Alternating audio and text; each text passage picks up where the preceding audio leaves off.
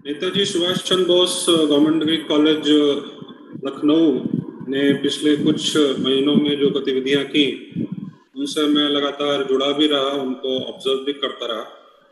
और ये बहुत अच्छा है कि कोविड-19 की क्राइसिस में जिस चीजें ऑनलाइन हुई उसमें जिन भी संस्थाओं ने प्रोएक्टिव मेजर्स लिए वो काफ़ी इंडिविजुअली अपने स्तर पर भी काफ़ी सक्सेसफुल रहे और सोसाइटी के लिए भी काफ़ी कुछ उन्होंने कंट्रीब्यूट किया। तो उसमें से आपका कॉलेज भी एक विशेष स्थान रखता है। और आज आपने स्पेशली प्रतिमा शर्मा मैडम ने मुझे ये मौका दिया कि इस मंच से मैं अपनी बात कह सकूं। जो विषय मुझे दिया गया है नेशनल सिक्योरिटी, तो नेशनल सिक्योरिटी एक बहुत ही वाइड विषय है, तो सारी चीज़ें तो उसके अंतर्गत कवर करना पॉसिबल नहीं है, या थ्योरेटिकल एस्पेक्ट्स भी सारे हम लोग नहीं कवर कर सकते। तो इस समय जिस प्रेजेंट क्राइसिस में हम लोग हैं या जिस प्रेजेंट सिचुएशन में हम लोग हैं उसमें नेशनल सिक्योरिटी के क्या मायने हैं, क्या उसके डायमेंशंस हमको अलग अलग दिखाए जा रहे हैं, क्या इमर्जिंग ट्रेंड्स दिखाई दे रहे हैं, और ये सारी की सारी चीज़ें जो है हमको इंटरनेशनलिज्म या ग्लोबलाइजेशन के कंटेक्स्ट में देखनी होगी। क्योंकि सभी जानते हैं कि ग्लोबलाइजेशन एक ऐसी प्रक्रिया है जिसके माध्यम से पूरा विश्व गुजर रहा है, लेकिन एक प्रकार से कोविड-19 की क्राइसिस के बाद उस पर एक ब्रेक लगा और इस ब्रेक ने बहुत सारी चीज़ें एक सोचने पर लोगों को मजबूर कर दिया कि क्या हम जिस दिशा में जा रहे थे वो सही था कि नहीं सही था। तो इंडिविजुअली जो थिंकर्स हैं उन्होंने भी बहुत सारे अपने विचार व्यक्त किए हैं, जो पॉलिटिशियंस हैं, स्टेट्समैन हैं अलग अलग कंट्रीज के, उन्होंने भी अपने विचार व्यक्त किए हैं। तो कुछ जो नई चीज़ें यहाँ उभर के सामने आ रही हैं, हालांकि हम ये ज़रूर कहना चाहेंगे कि अभी केवल इमर्जिंग ट्रेंड्स हैं, क्योंकि अभी पूरी तरीके से पिक्चर क्लियर नहीं हुई है कि आगे क्या होगा, लेकिन ये इमर्जिंग ट्रेंड्स किस तरीके की हैं, जो नेशनल सिक्योरिटी के लिए जो चैलेंजेस आ रहे हैं या जो अपॉर्चुनिटीज़ आ रही हैं, वो उन पर नज़र डालने का प्रयास करेंगे। तो ये जो एक आइडिया है इंटरनेशनलिज्म, जिसको अभी काफ़ी जो है सेलिब्रेट किया जा रहा था, और खासतौर से सेकेंड वर्ल्ड वॉर के बाद इस इंटरनेशनलिज्म के आइडिया को काफ़ी बल मिला। और जो ग्लोबलाइजेशन है, यानी कि जो कैपिटलिज्म का ग्लोबल स्तर पर जो एक्सटेंशन है, उसको भी सेकेंड वर्ल्ड वॉर के बाद बहुत सपोर्ट मिला। और अब हम ये कुछ लोग ऐसा भी कहने लगे हैं कि इससे एस्केप नहीं किया जा सकता, यही हमारी डेस्टिनी है। तो ऐसे लोगों के सामने एक बड़ा प्रश्न ये खड़ा हो गया है कि वाकई में क्या ये डेस्टिनी है हमारी, और क्या हमको इसी दिशा में चलता रहना चाहिए। क्योंकि जिस तरीके की क्राइसिस डेवलप हुई उसमें जो सबसे बड़ा नुकसान हुआ, क्योंकि हम सब जानते हैं कि ये जो क्राइसिस, जो वायरस की उत्पत्ति है, वो केवल चाइना के एक प्रांत में हुई, वुहान प्रोविंस की वो प्रॉब्लम थी। और इस तरीके से एपिडेमिक्स जो है वो इतिहास में कोई नई बात नहीं है कि पहली बार कोई एपिडेमिक हम लोग को देखने को मिला हो। बहुत सारे एपिडेमिक्स शुरू में रहे हैं, आते जाते रहे हैं, उनका असर या तो लोकल रहा है या नेशनल रहा है या कुछ प्रांतों तक सीमित रहे हैं, लेकिन ये एक अनप्रेसिडेंटेड क्राइसिस है। तो सबसे बड़ी बात है कि अनप्रेसिडेंटेड क्राइसिस क्यों है। अनप्रेसिडेंटेड क्राइसिस इसलिए है क्योंकि हम बहुत ज्यादा इंटरकनेक्टेड हो गए, और उस इंटरकनेक्टेडनेस के साथ साथ जो चीज और बढ़ गई है वो है इंटरडिपेंडेंस। और ये वर्ड वैसे तो सुनने में अच्छा लगता है इंटरडिपेंडेंस, लेकिन अगर इंटरनेशनल कम्युनिटी के सेंस में देखा जाए तो, या व्यक्तिगत के स्तर पर देखा जाए तो किसी के ऊपर डिपेंडेंट होना ये कभी भी अच्छा नहीं माना जाता। आजकल जो ग्लोबलाइजेशन ने जो चीजें क्रिएट की हैं उसमें सबसे बड़ी चीज है जो प्रोडक्शन लाइंस हम लोग की है। अब चाइना की अगर आप सिचुएशन देखिए तो चाइना आज की वर्ल्ड इकोनॉमी को गवर्न करने की स्थिति में है। क्यों? क्योंकि सारी प्रोडक्शन लाइन जो है वो चाइना के थ्रू जा रही है। तो इतनी ज्यादा डिपेंडेंस केवल इंडिया की नहीं, इंडिया की तो है ही है, खासतौर से वेस्टर्न कंट्रीज की तो और भी ज्यादा डिपेंडेंस जो है वो चाइना के ऊपर है। और इसीलिए अब जो ये क्राइसिस डेवलप हुई उसमें एक सबसे बड़ी चीज है कि न्यू वर्ल्ड ऑर्डर की बात की जा रही है, कि अभी जो सेकेंड वर्ल्ड वॉर के बाद जो वर्ल्ड ऑर्डर चला, और जिसमें कि शुरू में यूएसएसआर और यूएस का इन दो ब्लॉक्स के बीच में काफी वर्ल्ड वॉर की सिचुएशन रही, फिर सोवियत संघ के टूटने के बाद फिर यूएस को माना गया कि एक इमर्जिंग पावर या एक अकेली पावर के रूप में जो है यूएस उभर के सामने आया। प्रश्न है इंटरनेशनलिज्म और नेशनलिज्म के बीच में, क्योंकि जो विषय था बीच में जो डिस्टर्बेंस हुआ उसके लिए क्षमा चाहूंगा। और इसमें भी यही है कि डिपेंडेंसी, क्योंकि हम लोग नेटवर्क के ऊपर है, इसलिए नेटवर्क जैसा रहता है उस हिसाब से हम लोग को भी चलना पड़ता है। तो ये जो डिपेंडेंसी है, इंटरनेशनल डिपेंडेंसी है अलग अलग नेशंस की एक दूसरे के ऊपर, जो ग्लोबलाइजेशन ने जिसको बहुत ही तेजी से शूटअप कर दिया, आज की डेट में उसको क्वेश्चन किया जा रहा है। क्यों क्वेश्चन किया जा रहा है? जैसे कि जो इंटरनेशनल बॉडीज रही, United Nations, European union, regional bodies के रूप में, या जैसे हम लोग WHO की बात करते हैं, आजकल बहुत नाम लिया जा रहा है WHO का। तो WHO, UN, यूरोपियन यूनियन, इस तरीके की जो रीजनल बॉडीज या जो इंटरनेशनल बॉडीज हैं वो आज की डेट में बिखर रही हैं। क्यों बिखर रही हैं? क्योंकि स्टेट्स ये चाह रहे हैं कि उनका जो रोल है वो फिर से मजबूत हो, और उनका ये मानना है कि ये सारी इंटरनेशनल बॉडीज फेल हो रही हैं। जैसे सबसे बड़ा सवाल तो WHO के ऊपर लग रहा है आज की डेट में, कि WHO ने जिस तरीके से पूरी, क्योंकि उसके पास जिम्मेदारी थी, इंटरनेशनल कम्युनिटी ने उसको जिम्मेदारी दी थी कि आप इस चीज को देखिए कि अगर इस तरीके की कोई भी पैंडेमिक ग्लोबल स्केल की अगर कहीं पे भी आती है तो उसको कैसे मैनेज किया जा सकता है। इसी क्राइसिस के लिए WHO को बनाया गया था, इसी तरीके की क्राइसिस को मैनेज करने के लिए WHO को बनाया गया था। लेकिन WHO ने जिस तरीके से चीजों को मैनेज किया, जिस तरीके से हर कुछ दिन पर उनके बयान बदल रहे हैं, जिस तरीके से हर कुछ दिन पर उनकी नई थ्योरीज आ रही हैं, तो WHO इज बीइंग क्वेश्चन्ड।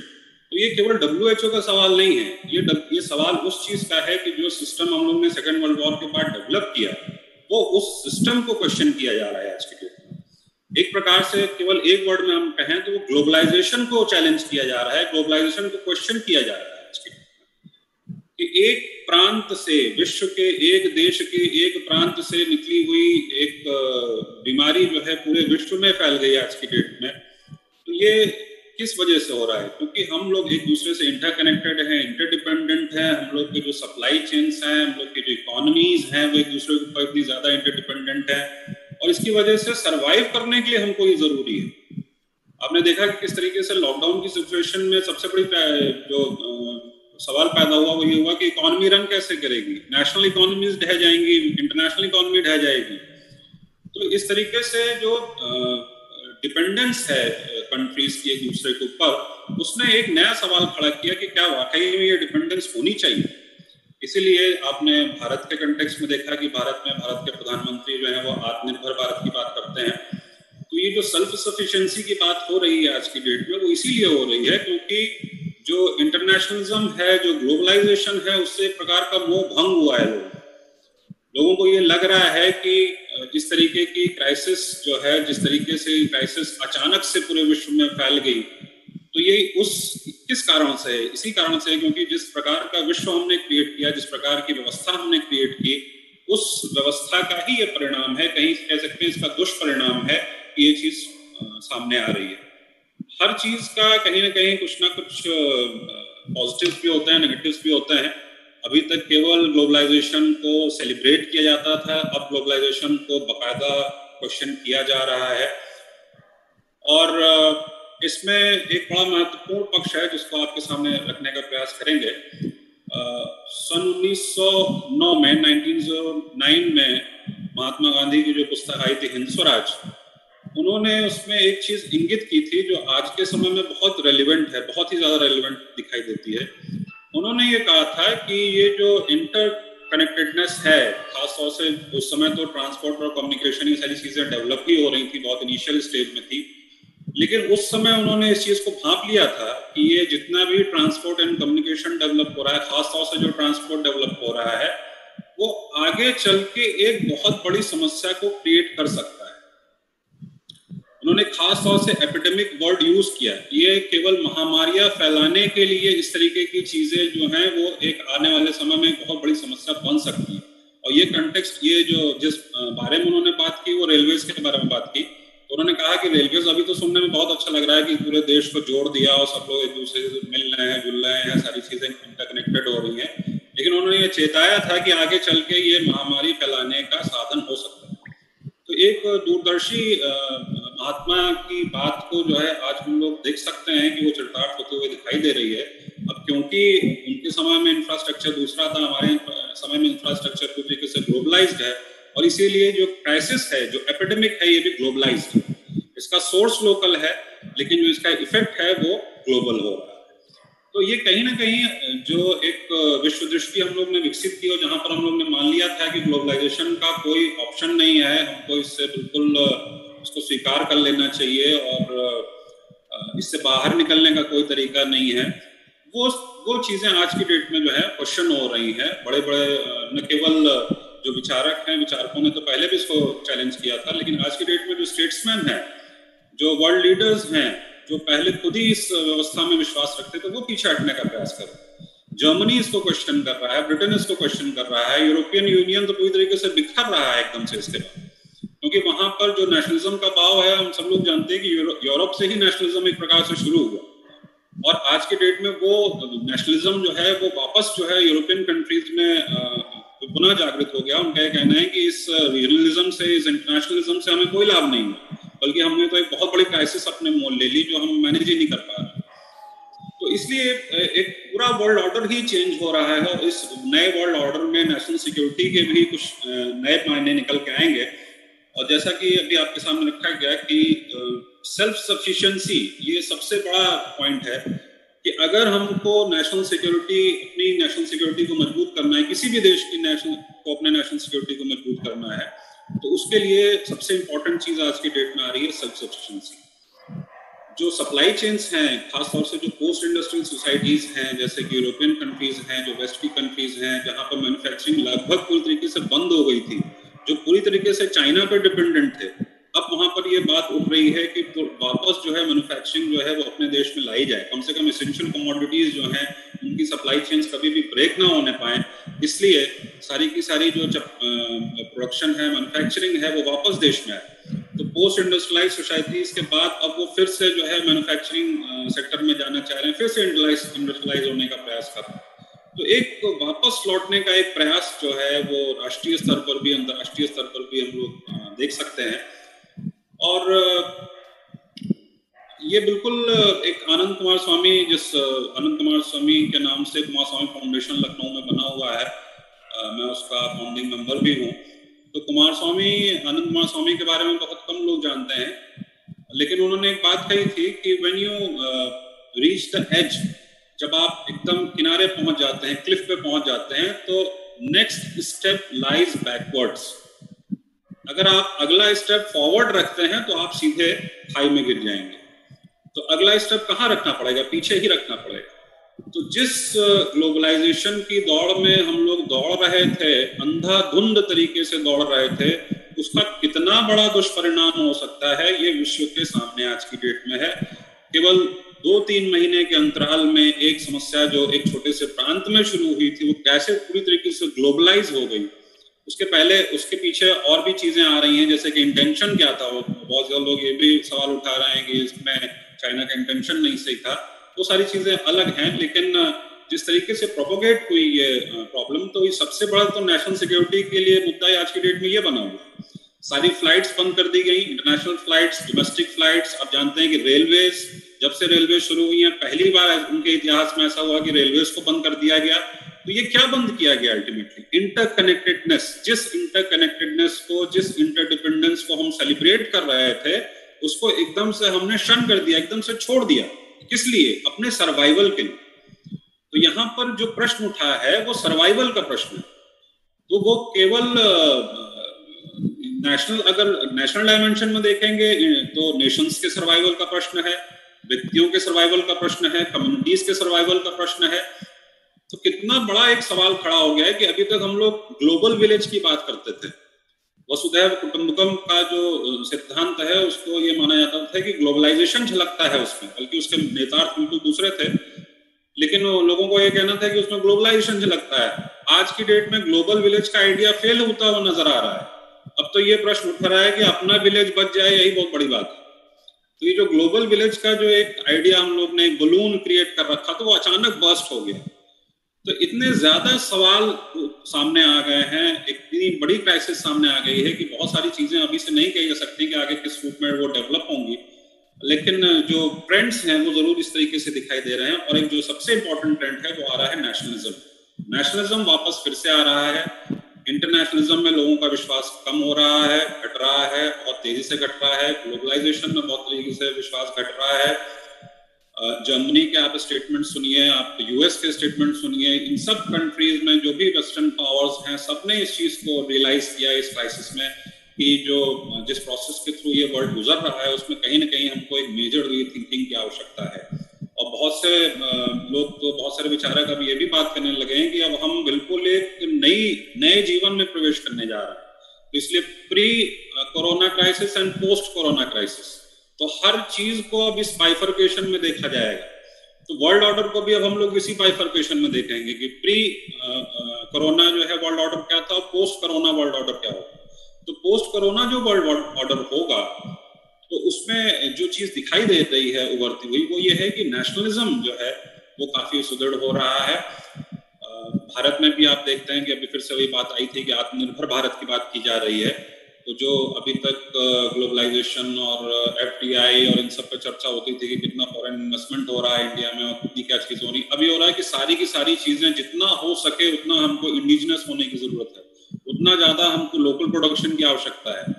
कम से कम हमारी जो भी सप्लाई चेन्स हो वो अगर इंटर स्टेट ना हो तो कम से कम, अगर इंट्रा स्टेट ना हो तो कम से कम इंटर स्टेट रहे, मतलब कि नेशनल बाउंड्रीज के अंदर रहें, ताकि इस तरीके की क्राइसिस में वो सप्लाई चेन सफर ना हो। तो ये एक बहुत बड़ा प्रश्न जो है वो उभर के सामने आया है और इस वजह से एक पूरा का पूरा जो बैलेंस है वो अपने आप में शिफ्ट हो गया है और स्टेट का रोल बहुत इंपॉर्टेंट हो गया है। आपने ये देखा कि इस क्राइसिस में, कोरोना क्राइसिस में कुछ देश विश्व के ऐसे रहे जिन्होंने इस क्राइसिस को बहुत अच्छी तरीके से मैनेज कर लिया और कुछ देश ऐसे रहे जो इस क्राइसिस को अच्छी तरीके से मैनेज नहीं कर पाए, उनको बहुत नुकसान उठाना पड़ा। और ये जो देश जिन्होंने नुकसान उठाना पड़ा, जिनको ये सो कॉल्ड बहुत ही डेवलप्ड कंट्रीज के श्रेणी में आते हैं, वेस्टर्न कंट्रीज जिनको डेवलप्ड कंट्रीज माना जाता है तो उनकी श्रेणी में आते थे। तो कौन से स्टेट्स हैं जिन्होंने अच्छी तरीके से मैनेज किया? तो सबसे पहले इसमें क्लेम करता है चाइना।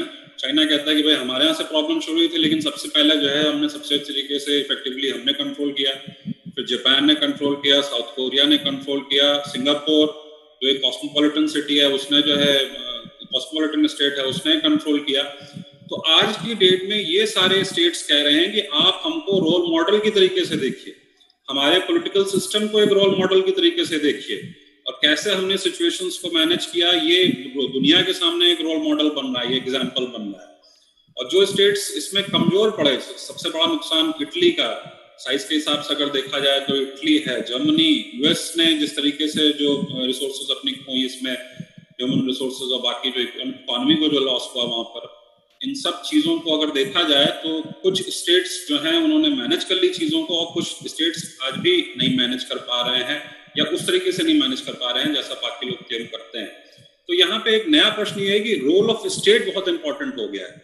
अब इंटरनेशनल एजेंसीज या इंटरनेशनल ऑर्गेनाइजेशंस की उतनी भूमिका नहीं मानी जा रही है जितनी की जो डोमेस्टिक पॉलिटिकल सिस्टम है, जो नेशनल पॉलिटिकल सिस्टम है, वो कैसा है, वो कितना एफिशिएंट है, वो कितना एफिशिएंटली क्राइसिस को जो है उससे जूझ पा रहा है, उसको मैनेज कर पा रहा है, ये एक नया प्रश्न बन रहा है। तो जब पावर शिफ्टिंग हो रही है, जब इंटरनेशनलिज्म से हम लोग नेशनलिज्म की तरफ आ रहे हैं, तो ये भी जरूर देखना होगा कि ये जो बहुत सारे ऐसे विश्व के देश हैं कि जिन्होंने इस क्राइसिस को बहुत अच्छे तरीके से मैनेज कर लिया, कहीं ना कहीं उनके पॉलिटिकल सिस्टम में एक ऐसी एफिशिएंसी रही जिसकी वजह से उन्होंने ऐसा किया।